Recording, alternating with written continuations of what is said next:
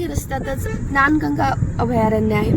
इतकं सुंदर त्याचा व्ह्यू आहे. अक्षरशः सध्या उन्हाळ्यात सुद्धा इथे झाडं हिरवीगार दिसत आहेत आणि खूप सुंदर. मग तुम्ही विचार करा, पावसाळ्यामध्ये इथलचं ठिकाण हे किती रम्य आणि नैसर्गिकरित्या सुंदर असेल. तुम्ही पाहू शकता.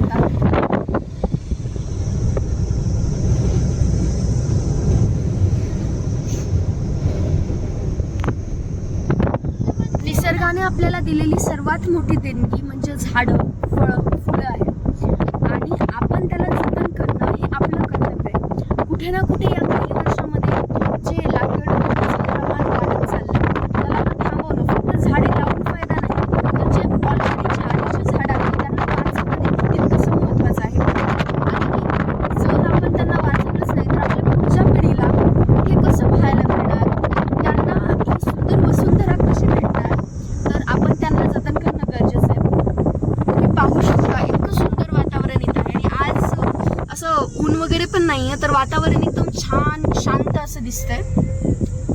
तुम्ही पाहू शकता किती सुंदर अशी झाडं आहेत. सध्या ती वाळलेली आहेत, पण पुन्हा पावसाळा आल्यावर ते परत त्यांना मोहर फुटतो किंवा ते परत ताजीतवानी होतात. इथं काय 25,000 रुपयाचा दंड आहे प्राण्यांना जर आपण काही केलं तर. आणि समजा एखादा प्राणी आपल्याच अंगावर आला तर काय करायचं? खाऊ घालायचं नाही. हा,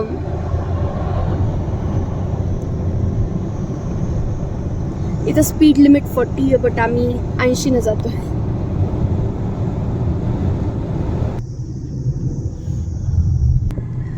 आता हे जे काही करायला आता या रस्त्यापासून या पॉइंट पासून मेन जंगल सुरू झालंय.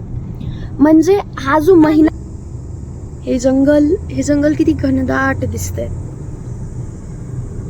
जेवढं हे सुंदर दिसतंय तेवढेच याच्यामध्ये खतरनाक प्राणी सुद्धा आहेत. सो आपण आपल्या स्पीड लिमिटवर या रस्त्यावरून जाताना स्पीड लिमिटवर किंवा आतमध्ये विना परवानगी शिवाय आतमध्ये घुसू नये, कारण ते आपल्यासाठीच खतरनाक ठरू शकतं. कमानीला बोलू नकोस ना. बंद ठेवलेलं आहे वाटतं, कारण बालोद्यान केंद्र.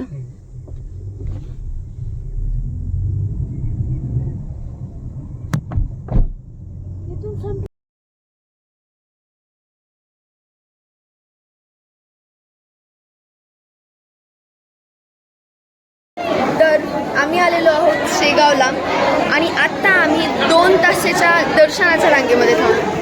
जवळपास 1 किलोमीटरची ही लाईन आहे. आम्ही अशी आधी चालत आलो आणि आता वापस हळूहळू जायचं आहे. तुम्ही पाहू शकता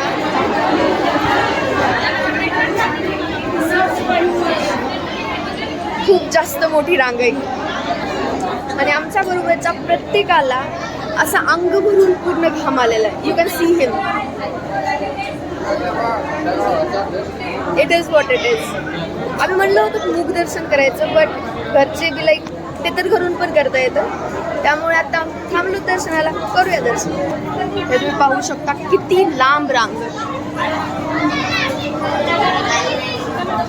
ह्यूज.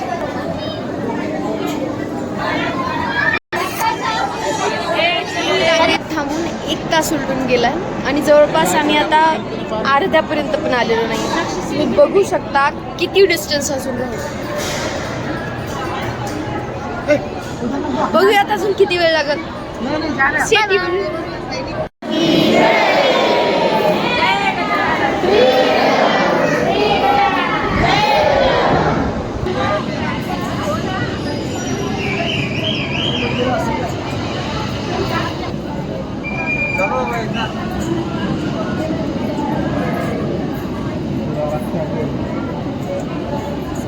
देव हा प्रत्येकाच्या रूपात आहे. दगडाधोंड्यात, झाडात, पालापाचोळ्यात, प्रत्येक गोष्टीत आहे. पण तरी देखील जिवंत देवाने ज्या ठिकाणी समाधी घेतली असेल अशा देवाच्या समाधीचं दर्शन करण्यासाठी प्रत्येक जणच इथे येतो, म्हणजेच शेगावला.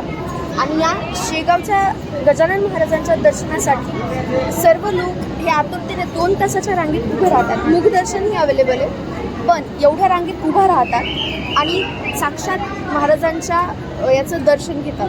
मग याच रांगेत आम्ही दीड तासापासून थांबलेलो आहे. अजूनही भरपूर अशी रांग आहे. तरीही देवाच्या दर्शनासाठी थांबायला विलंब कशाला म्हणून थांबलेलो आहोत. Stay tuned.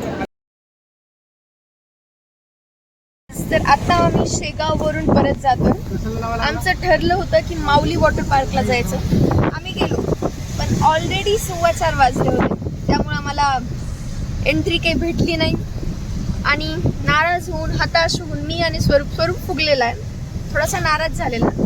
आणि आता आम्ही परत जातो बुलढाण्याला. सनरूफवरून आमचे भांडणं झाले. तर बघूयात आता कुणाला उभं टाकायला भेटतं. पण पाऊस आला तर दोघांचाही प्लॅन फेल. Stay tune.